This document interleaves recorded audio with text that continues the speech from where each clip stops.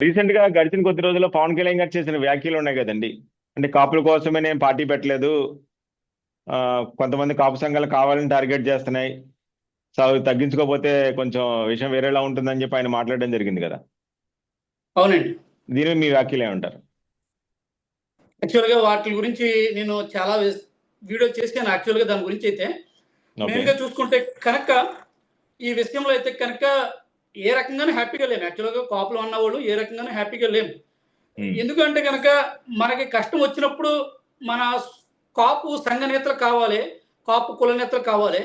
మన అవసరం తీరిపోయిన తర్వాత కాపు కుల నేతలు అవసరం లేదు, నేను కాపు పార్టీ అధ్యక్షుడిని కాదు, లేకపోతే కాపు పార్టీ గురించి నేను మాట్లాడలేదు అని అంటే మన యూట్యూబ్లో నేను అసలు ఇతను ఏమన్నారని చెప్పి నాకు గుర్తుంది, అయినా కానీ నేను క్రాస్ వెరిఫై చేసుకున్నాను. ఆయన ఏమన్నారంటే కనుక కాపులకు ఒక పెద్దనగా కావాలి, కాపులను ఒక మంచి పొజిషన్లో నిలబెట్టాలి అని చెప్పి 2-3 ఇంటర్వ్యూల్లో మాట్లాడారు. ఆయన క్లియర్గా మాట్లాడారు. నగ్గిన తర్వాత మాకు సంబంధం లేదన్నారు. కాపుల గురించి ఆయన ఒక రేల సామాజిక వర్గం అనుకుందాము. కానీ కూటమి ప్రభుత్వం వచ్చేసిన తర్వాత ఆయన రేల సామాజిక వర్గం అన్నప్పుడు రాము గారు కూడా క్లియర్గా చెప్పారు, మీరు పదే కాపుల గురించి మాట్లాడొద్దు అని చెప్పి. ఎందుకంటే దాసరి రాము గారు వచ్చి కాపు కుల పెద్ద. ఈయన దగ్గరగా 30 సంవత్సరాల నుంచి కాపుల కోసం కష్టపడుతున్నారు. ఈయనకు ముందు పద్మనాభం గారు ఉండేవారు. ఆయన్ని మన వాళ్ళు మొత్తం మీద పిచ్చోని చేసేసి పద్మనాభం రెడ్డి కింద మార్చేసారు. పద్మనాభం రెడ్డి కింద మార్చేసి ఆ రోజున కష్టపడి త్యాగ ఫలితాలు వాళ్ళ ఇంట్లో వాళ్ళందరినీ ఆడవాళ్ళని రోడ్ల మీద ఎడదీసి కొట్టేసినవి అన్ని మర్చిపోయారు జనాలందరూ మర్చిపోయారు, మా కాపులు మర్చిపోయారు. ఈ రోజుని పవన్ కళ్యాణ్ గారు లైమ్ లైట్ లోకి రాగానే మొత్తం కాపులను అందరినీ మర్చిపోయారు. కానీ మెయిన్గా చూసుకుంటే మిమ్మల్ని కాపు నాయకుడిగా మీరు అనుకోకపోతే మేము అనుకోవాల్సిన అవసరం లేదు. నేను ఒకటే అడుగుతున్నాను, ఎలక్షన్స్ కు ముందు కూటమి ప్రభుత్వం కాపు కార్పొరేషన్ లోన్స్, ఉన్నత విద్య, అట్లాగే ఇంకా కొన్ని హామీలు ఇచ్చినాయి. ఈ రోజు దాకా జీరో, ఏమి నెరవేర్చలేదు. మీరు కాపు నాయకులు కాదు, కాపుల గురించి కష్టపడలేదు. మరి ఏం చేశారు మీరు? ఏ రకంగా చేశారు మీరు? ఏమీ చేయలేదు. అక్కడ ఏమీ చేయలేదు. ఇంకొక విషయం చూసుకుంటే కనుక జనసేనలో ఏదైనా కష్టం వస్తే దాసరి రామ్ గారు కావాలి. జనసేనలో కష్టం వస్తే దాసరి రామ్ గారు కావాలి. కానీ మైక్ ఇచ్చుకుని ఒక మంచాల సుధాకర్ నాయుడు గారి ఇంటర్వ్యూలో మైక్ పట్టుకుని పవన్ కళ్యాణ్ గారు ఏం చేశారు అంటే ఇమీడియట్ గా ఆయన కాపు సామాజిక వర్గం కాదు, వైసీపీకి అమ్ముడైపోయాడు. ఈ మాటలో ఏం మాట్లాడుతారో నాకు అర్థం కావట్లేదండి. అసలు కొన్ని విషయాలు చూస్తే కనుక మెంటల్ వచ్చేస్తుంది అనమాట. ఇక్కడ నాకు ఒక చిన్న క్లారిఫై ఇవ్వండి మీరు. చెప్పండి. గతంలో పవన్ కళ్యాణ్ గారు మా కాపు కులాన్ని నుంచి ఎవరు ముఖ్యమంత్రి అవ్వలేదు, నన్ను ముఖ్యమంత్రిని చేయండి అని వ్యాఖ్యలు చేశారా లేదా? ఆయన చేసిన వాళ్ళు మేము అందరూ ఓటేస్తాం. అంటే ఆయన చేశారు. సో అప్పుడు కావలసిన కాపు నాయకులు, కాపు పెద్దలు ఈ రోజు ఎందుకు అక్కర్లేదు ఆయనకి?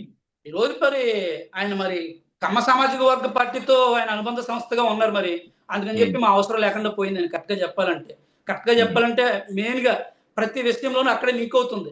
కాపు సామాజిక వర్గాన్ని వద్దు అనడానికి మెయిన్ కారణం మీకు అర్థం కావట్లేదు. ఇప్పుడు 12 ఇన్సిడెంట్లు జరిగినాయి. 12 ఇన్సిడెంట్ల మీద మన దాసరి రాము గారు అలాగే మేమందరం వెళ్ళి పోరాటాలు చేసాం. ఈ 12 ఇన్సిడెంట్లు ఆంధ్రప్రదేశ్లో జన సైనికులు కొట్టిన విషయాలు, లేదా జన సైనికులు చంపేసిన విషయాలే. జనసేన వాళ్ళని వైఎస్ఆర్సీపీ వాళ్ళు చంపేస్తే అది గొడవ కింద ఉంది, పర్లేదు. కానీ ఇక్కడ చంపేసింది, కొట్టేసింది ఎవరంటే టీడీపీ వాళ్ళు. ఇక్కడ ఇతని దగ్గర సమాధానం లేదు. సమాధానం లేకుండా ఇది ఇద్దరు మనుషుల వ్యక్తి గొడవ అంటున్నారు. ఇప్పుడు చాట్రాయ మండలం ఉందంటే కనుక దీపుని చంపేశారు. దీపుని చంపేస్తే మేమందరం వెళ్ళి, రాము గారు మేమందరం వెళ్ళి చూసాము. ఈ విషయాల మీద ఆయన మా కాపుకు నాకు కాపు అంటగట్టున్నారు ఏంటని చెప్తున్నారు. అంతేగాని అయ్యో మా జన సైనికులు చచ్చిపోయారు. జన సైనికులు కూడా ఎవరంటే కనుక కాపు సామాజిక వర్గం వాళ్ళు చచ్చిపోయారు. మిగతా వాళ్ళు ఎవరు చచ్చిపోలేదు, కాపు సామాజిక వర్గం వాళ్ళే. మొన్న గుంటూరు దగ్గర మాచర్ల నియోజకవర్గం మట్లూరు గ్రామం ఉక్కం గణేష్ అని అతన్ని రోడ్ల మీద కొట్టేస్తే పవన్ కళ్యాణ్ గారు అవ్వచ్చు, పవన్ కళ్యాణ్ గారు వర్గం కానీ అతను జన సైనికుడు, ప్యూర్ జన సైనికుడు. ఈ దగ్గర సమాధానం లేక ఎట్లా చెప్తున్నాడు. రోడ్ల మీద 2 గంటలు ఈడ్చి కొట్టేది. చాలా మంది కామెంట్లు పెడతారు 2 గంటలు అంటే సీసీ కెమెరా రికార్డులు ఉన్నాయి. నేను ఆల్రెడీ దాని మీద ఒక 6 వీడియోలు కూడా చేశాను నేను. ఈ కొట్టిన వ్యక్తి చూసుకుంటే కనుక కాపు సామాజిక వర్గం వ్యక్తి. ఎప్పుడు చూసినా కానీ దెబ్బలు తిన్నదంతా కాపులే. పోనీ కాపులేదు వైఎస్ఆర్సీపీ వాళ్ళ మీద తిన్నారు అంటే కనుక పోనీ దెబ్బ పడును. అక్కడ తిన్నది ఎవరు చేస్తారంటే కానీ టీడీపీ వాళ్ళు చేత సమాధానం లేదు. పోలీస్ స్టేషన్లో వాళ్ళ కార్యకర్తలు వాళ్ళు కాపాడుకుంటున్నారు, టీడీపీ వాళ్ళ కార్యకర్తలు వాళ్ళు కాపాడుకుంటున్నారు. కానీ జనసేన వచ్చినప్పటికీ రెండు కాళ్ళ సిద్ధాంతం మొదలుపెట్టింది. ఏమన్నా అంటే కనుక ఇది రెండు వ్యక్తుల మధ్య గొడవ అంటున్నారు. రెండు వ్యక్తుల మధ్య గొడవే, ఓకే. అయినా కానీ శాంతి భద్రతలు ఎవరి కంట్రోల్లో ఉన్నాయి?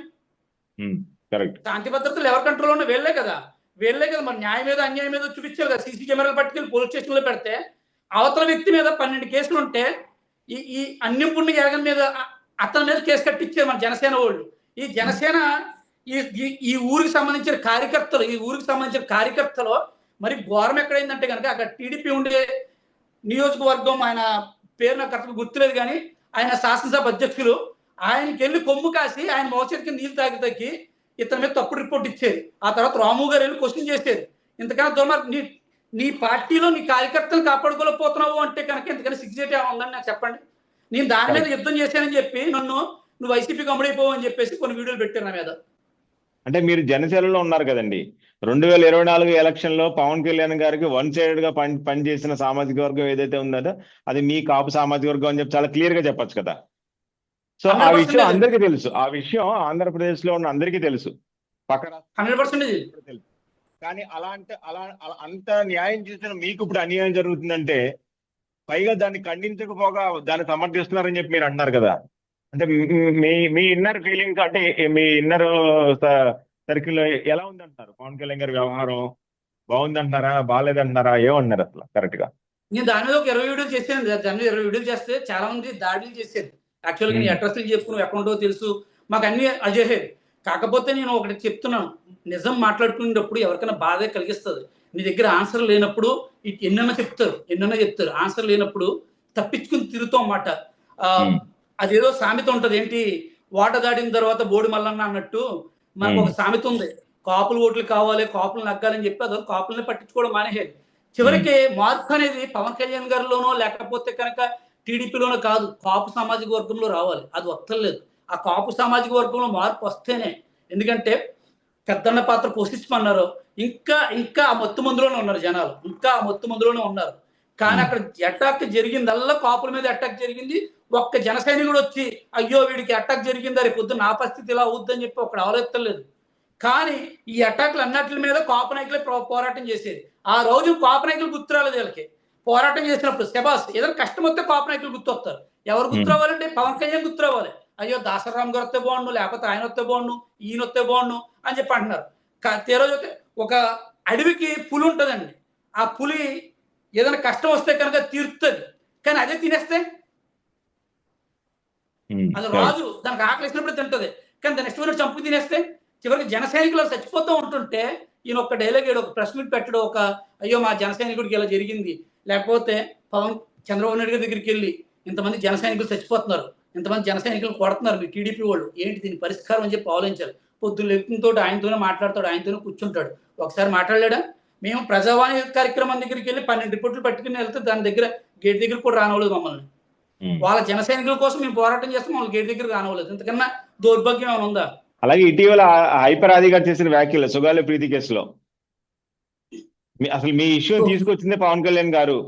సో అలాంటిది ఈ రోజు మీరు పవన్ కళ్యాణ్ గారిని ఓన్లీ అధికారం రావడం కోసం వాడుకున్నారు అన్న మాట చాలా తప్పని చెప్పి ఆయన ఖండించారు కదా హైపర్ ఆది. సుగాలి ప్రీతి కేసు ఆయన ఏముందండి, ఏదో స్క్రిప్ట్ యాక్ట్ చేస్తాడు, రోల్ వచ్చేసి బయటకు వచ్చేసి ఒక డైలాగ్ వేస్తాడు, మళ్ళీ లోపలికి వెళ్ళిపోతాడు. కష్టం అనుభవి చూడు తెలుస్తుందండి. కన్న తల్లికి రేపు పొద్దున్న జాబ్ ఇచ్చాను, లేకపోతే కనుక నీకు డబ్బు ఇచ్చాను, పొలం ఇచ్చాను అంటే కూతురులోడు తీరుతుందా? ఏ కన్న తల్లికైనా కానీ, ఏ కన్న తండ్రికైనా కానీ న్యాయం జరగాలి. న్యాయం జరిగితేనే, ఆ న్యాయం జరగలేని నుంచి అలాగే ఉంటుంది. ఇందులో ఈ కేసు చూసుకుంటే కనుక ఫస్ట్ టైం టీడీపీ కార్యక్రమంలో ఈ టీడీపీ అధికారంలో ఉన్నప్పుడు జరిగిపోయింది. ఆ తర్వాత జగన్మోహన్ రెడ్డి గారు వచ్చారు, ఆ తర్వాత పవన్ కళ్యాణ్ గారు వచ్చారు. జగన్మోహన్ రెడ్డి గారు వచ్చినప్పుడు న్యాయం జరగలేదు అంటే కనుక దానికి ఎవిడెన్స్ జగన్మోహన్ రెడ్డి గారు చూపించారు. మీరు చూసుకుంటే కనుక సిబిఐ ఎంక్వైరీ కూడా జగన్మోహన్ రెడ్డి గారు వేసేది, పవన్ కళ్యాణ్ గారు వేయలేదు. మీరు హిస్టరీ తెలుసుకుంటే కనుక క్లియర్గా తెలుస్తుంది మాట. ఆమె ఈ కేసుని నేను మూర్తిగా చెప్తాను వినండి సార్. ఈ కేసుని పవన్ కళ్యాణ్ గారి దగ్గర తీసుకెళ్ళినప్పుడు ఇందులో చట్టపరంగా 4 ప్రాబ్లమ్స్ ఉన్నాయి. ఆమె తల్లి ఏం ఎక్స్ప్లెయిన్ చేసిందంటే టీడీపీ వాళ్ళే రేప్ చేసి చంపేశారు సార్. తల్లి ఎక్స్ప్లెయిన్ చేసిన ఈ పాయింట్ ఎవడో లాగుతలేదు. ఈవెన్ వైఎస్ఆర్సీపీ వాళ్ళు కూడా ఇందులో డిబేట్లో కూడా ఎక్కడ మాట్లాడతలేదు. మరి నాకు ఎందుకు మాట్లాడుతున్నా నాకు అర్థం కావట్లేదు. రేప్ చేసిందే టీడీపీ వాళ్ళు సార్. అట్లాగే గర్భంలో ఆయన ఇంటర్వ్యూ చూడండి, చాలా బాధతోటి వర్షంలో తడిసిపోతా సుగాలి ప్రీతి కేసు గర్భంలో వీర్యం ఉంది, దీనికి న్యాయం చేస్తాము అని చెప్పేసి ఆయన చెప్తూ ఉంటే చాలా వరకు మేము ఏమనుకున్నామంటే న్యాయం చేసేస్తారనుకున్నాం. కానీ ఆ రోజు ఆమె ఏమి చెప్పిందంటే, వీల్ చైర్ లో ఉందా మీద physically handicapped person, sir TDP వాళ్ళు మీరు కూటమిలో ఉన్నారు చేస్తారంటే, ఎవడు వచ్చినా కానీ రావణ బ్రహ్మ దిగొచ్చినా కానీ నేను హెల్ప్ చేసి పెడతా అన్నారు. ఈ రోజున మర్చిపోయారు ఆయన. అది చేయరండి, కుదరదు. ఎందుకంటే ఆ రోజున మొత్తం పోస్ట్ మార్టం రిపోర్ట్ మార్చేసారు, డిఎన్ఏ రిపోర్ట్లు మార్చేసారు టీడీపీ వాళ్ళు. ఆమె చెప్తుంది, తల్లి చెప్తున్న రిపోర్ట్ ప్రకారం. అలాంటప్పుడు ఎక్కడ జరుగుతుందండి? సిబిఐ ఎంక్వైరీ కాదు కదా, నిజంగా బ్రహ్మదేవుని తీసుకొచ్చినా కానీ కేసులో ఎవరికి న్యాయం జరగదు. ఆ చేసేసిన దుర్మార్గులు ఎవరో తెలిసి ఇంకా చేసేది ఏమీ లేదు. అది తెలుసు కూడా నువ్వు ప్రామిస్ చేసే చూసేవా, నీ అంత మూర్ఖత్వం ఏమి ఉండదండి. అది తెలుసు కూడా ఇంత ఎవిడెన్స్ ఉందా, ఇది చేయడం కుదరదని తెలుసా? ఇప్పుడు నాకు ప్రాజెక్ట్ వచ్చిందని, నేను ఒక సాఫ్ట్వేర్ ఇంజనీర్ పనిచేస్తున్నాను. అరే నువ్వు ఎన్ని రోజులు కంప్లీట్ చేస్తావు అంటే కనుక నేను కేసు స్టడీ చేస్తాను, కేసు స్టడీ చేసి 10 days లో కంప్లీట్ చేస్తానని చెప్తాను. అలాగా మీరు ప్రామిస్ చేసినప్పుడు మీరు కేసు స్టడీ చేయలేదా? కేసు స్టడీ చేయాలి కదా. స్టడీ చేసి నేను న్యాయం చేస్తానో లేదని చెప్పాలి కదా. ఒక ఆడబిడ్డకి నేను న్యాయం చేస్తానని చెప్పేసి ప్రతి దుక్కుకి వెళ్ళి క్యాన్వసింగ్ చేసేవు, అదే దాని మీద మీరు ఓట్లు అడిగేది. ఈ రోజున ఏ రకంగా న్యాయం చేయరు? ఒక ఆడపిల్లల ఒక కన్న తల్లి గర్భశోకం ఎవరు అర్థం చేసుకుంటలేదు. కానీ అందరూ చెప్తున్నారు, నేను ఎకరం పొలం ఇచ్చాను, లేకపోతే గవర్నమెంట్ జాబ్ ఇచ్చాను. గర్భశోకం తీరుతుందా? తీర్చలేరు కదా, ఎవరు గర్భశోకం తీరుతుందా? తీర్చదు కదా. ఎవరెంత ఇచ్చినా కానీ గర్భశోకం తెగదు. నిన్న రీసెంట్గా జగన్మోహన్ రెడ్డి దగ్గరికి వెళ్ళారన్నారు, తృప్తి కోసం చెప్తారు, అమ్మా మేము చూస్తామమ్మా కేసు అంటారు. కానీ అక్కడ టీడీపీ వాళ్ళు నాశనం చేస్తున్నంత నాశనం చేసేసారండి. నాశనం చేస్తున్నది నాశనం చేశారు, మొత్తం సిస్టమ్ అంతా మొత్తం సర్వనాశనం చేశారు. ఆ కేసులో ప్రూఫ్స్ అన్నట్లని చేసి కల్పిస్తే అక్కడ టీడీపీ వాళ్ళు అని చెప్పి తల్లి మొత్తుకుంటుంటే వెళ్ళి ఈయన ఎవరిని మొక్కాలండి? చంద్రబాబు నాయుడు గారు మొక్కాలి. అరే మీ వాళ్ళు చేశారంటే కొంచెం మాకు మీ టైంలో ఇలా జరిగిందంటే ఎవిడెన్స్ ఇవ్వయ్యా అంటే ఆయన ఇస్తాడో ఇవ్వడానికి మనకు తెలియదు. కానీ జరిగింది, అక్కడ ద్రోహం జరిగిపోయిందండి. అది ఎవ్వడూ ఏం చేయలేడండి. పవన్ కళ్యాణ్ గారు ఆ టైంలో, నేను నిజం చెప్తున్నాను, ఒక జనసేన కార్యకర్తనే కానీ ఆ రోజు వాడుకున్నాడో, ఆ రోజు సిబిఐకి ఫార్వర్డ్ చేసేది. ఫండ్స్ లేవని చెప్పి సిబిఐ కేసు ఆపేసేది. నేను ఒకటి క్లియర్గా అడుగుతున్నాను, సెంట్రల్ గవర్నమెంట్ మనతోనే కదా టచ్అప్ లో ఉంది, బీజేపీ గవర్నమెంట్ వీళ్ళు పుష్ చేయలేరా? కోట్లు మనం ఫండ్స్ రిలీజ్ చేస్తున్నాము, ఇంత తెస్తున్నాము అంత తెస్తున్నాము అని చెప్పేసి మనం చెంకలు దాచుకుంటున్నాం కదా. ఒక 20 కోట్ల రూపాయలు సుగాలి ప్రీతి కేసుకి అలొకేట్ చేయలేరా? కష్టం కాదు, కానీ అది అవ్వదు. ఎందుకంటే సెంట్రల్ గవర్నమెంట్ తోటి పవన్ కళ్యాణ్ గారు ఎంత టచ్ లో ఉన్నారో, చంద్రబాబు నాయుడు గారు అంతే టచ్ లో ఉన్నారు. ఈ కేసు కనుక బయటికి తీస్తే చంద్రబాబు నాయుడు గారు ప్రభుత్వం ఎక్కుంటది అక్కడ. చివరిగా నాకు ఒక ప్రశ్న అండి, 2029లో మళ్ళీ పవన్ కళ్యాణ్ గారు నాకు కాపుల సపోర్ట్ కావాలి, మీ సపోర్ట్ లేనిదే నేను అవ్వలేను, నా దగ్గరికి రండి అంటే మీరు అందరూ వెళ్తారా వెళ్ళరా? నేను ఈ విషయం పబ్లిక్ అయితే చెప్పలేను కానండి, మనసా వాచ్ అయితే కనుక మార్పు చాలా వరకు స్టార్ట్ అయింది. ఎందుకు అంటే కనుక నా సేఫ్టీ ప్రకారం అయితే కనుక నేను ఓపెన్ గా చెప్పలేను, కానీ మార్పు చాలా వరకు స్టార్ట్ అయింది. ఎగ్జాంపుల్ వచ్చి చాట్రాయి గ్రామం ఉంది, ఆ చుట్టుపక్కల గ్రామాలందరూ కాపులందరూ మారేది.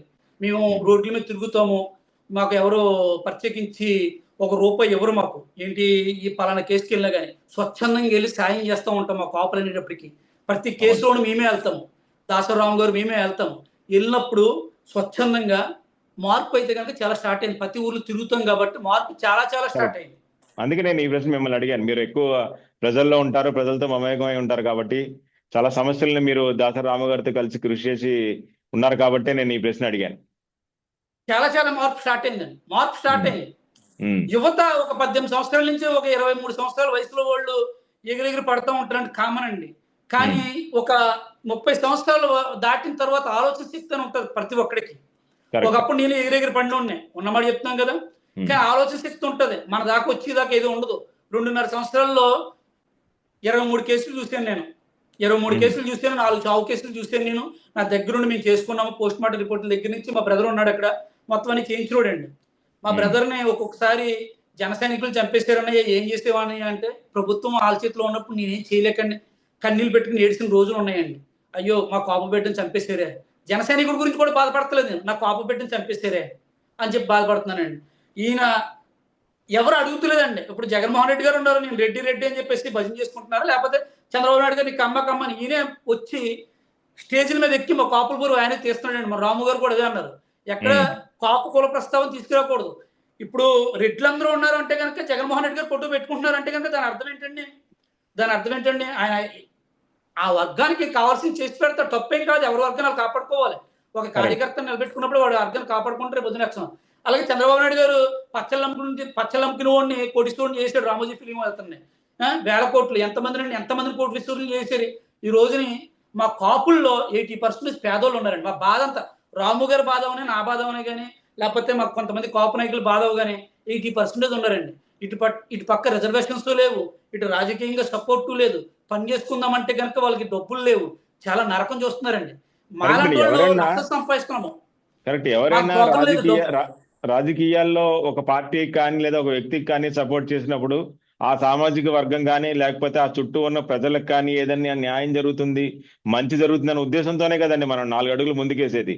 అది జరగట్లేదు అనేసరికి మీలాంటి వాళ్ళందరూ కొంచెం చాలా బాధతో, ఇంకా మీరు బయటకు వచ్చిన ధైర్యంగా మాట్లాడుతున్నారు.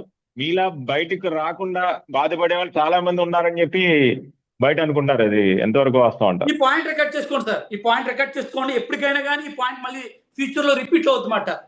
కరెక్ట్. ఒక 15 సంవత్సరాలు అంటున్నారు కానీ సార్, ఏమో నెక్స్ట్ ఈ టైంకి ఏమో కూటమితో వెళ్ళొచ్చు, కానీ ఆ తర్వాత చంద్రబాబు నాయుడు గారు రిటైర్ అయిపోవచ్చు. రిటైర్ అయిపోతే మళ్ళీ లోకేష్ గారు వస్తారు కదా, అక్కడ గేమ్ స్టార్ట్ అవుద్ది. లోకేష్ గారు ఇప్పుడే గేమ్ సీఎం స్టార్ట్ అవుతారంటండి. 2029 లోపల లోకేష్ గారు సీఎం అవుతారంట. అదేనండి, గేమ్ స్టార్ట్ అయినప్పుడే ఉంటుందండి అసలు గేమ్.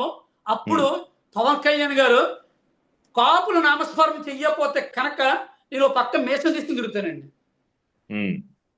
ఇది ఎప్పటికైనా ట్రెండింగ్ చూడండి. చాలా కాపులు పెద్ద స్టేట్మెంట్ నామస్మరణ మరి మీరు చేస్తారు. ఇచ్చేది ఇప్పుడు. ఏదండి, చాలా పెద్ద స్టేట్మెంట్ మీరు ఇచ్చేది ఇప్పుడు. కాపులు నామస్మరణ చేస్తారండి. ఒక్కసారి చంద్రబాబు నాయుడు గారు కూటమి విడిపోయిన తర్వాత కాపులు నామస్మరణ 100% చేస్తారు. ఓకే. పెద్ద స్టేట్మెంట్ కదండి, చాలా స్టేట్మెంట్ చాలాదండి. ఎందుకంటే కడుపులో బాధ అండి. మా కాపుల్లో అణగారిన వర్గాన్ని చూస్తున్నామండి. నా ఇంటి ముందు నాకు 3 స్టేర్లు బిల్డింగ్ ఉంటుంది, సరిపోదు. నేను కాపులందరూ కోటీశ్వరులు. నా ఇంటి వెనక కొంతమంది పాకలేసుకుని ఉంటున్నారండి. మా వరకు మేము ఎంత సాయం చేయగలదు అండి? ఒక 5,000, 10,000, 20,000 సాయం చేస్తామండి. కానీ ప్రభుత్వం తలుచుకుంటే ఒక లోన్ స్కీమ్లు అండి. అసలే ఈ సంవత్సరం కాపులకి ఇచ్చిన ప్రామిస్ ఒకటి చేయలేదండి. 15,000 కోట్లు ప్రామిస్ చేశారండి కాపు కార్పొరేషన్, రిలీజ్ చేయలేదండి. అట్లాగే బలిజ, తెలగ, కాపు వీళ్ళందరికీ ప్రత్యేకించి వ్యాపారాలు పెట్టిస్తున్నారండి పేదలకి, చేయలేదండి. ఉన్నత విద్యలకి 10 నుంచి 15 లక్షలు ఇస్తున్నారండి. ఈ మచ్చుకు ఉదాహరణలండి. ఇలాంటి 7-8 ప్రామిస్లు చేసిండు కాపుల మీద. ఏ ఒక్కటి చేయలేదంటారు ఈ 2 ఏ ఏళ్లలో? ఒక్కటి చేయలేదండి. మన రాము గారు ఆర్టీ యాక్ట్ పెడితే కనుక కాపులు కార్పొరేషన్ లోన్లో వచ్చి 0 బ్యాలెన్స్ ఉందని వచ్చిందండి. ఓకే. వీళ్ళు బడ్జెట్ లో మాత్రం ఎలకట్ చేస్తున్నారండి, కానీ ట్రాన్స్ఫర్ చేత్తలో మానేస్తున్నారండి. డబ్బు ఎక్కడికి వెళ్తుందంటారు అది? అది ఎక్కడికి వెళ్తుందో తెలుస్తలేదండి. ట్రాన్స్ఫర్ మాత్రం చేస్తలేదండి. బడ్జెట్ లో ఎలకట్ చేస్తున్నారో అదంతా ఎక్కడికి వెళ్ళిపోతుందో తెలియదు.